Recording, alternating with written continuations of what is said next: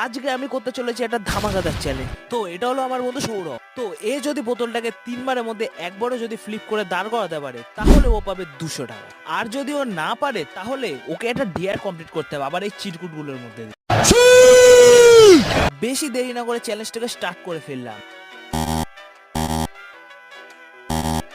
চ্যালেঞ্জটা হেরে যাওয়াতে এবার ওকে চিরকুট তুলতে হবে। তো চিরকুটে যা যা থাকবে সেটা ওকে করতেও হবে। আর যে চিরকুটটা তুলেছে সেটাতে লেখা আছে এটা। ডিয়ারটা ও কিভাবে কমপ্লিট করছে সেটা তোমরা দেখে নাও।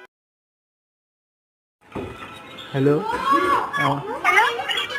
হ্যালো, হ্যালো, কে বলছেন? এই সৌরভ বলছি। ও আচ্ছা, কি হয়েছে? ভাবছিলাম যে তোকে কিছু বলবো, কিছু বলতে পারছি না তো। আমি তোকে লাইক করি, তুই কি আমার সাথে গেট করবি? ডেকে যাবি কি?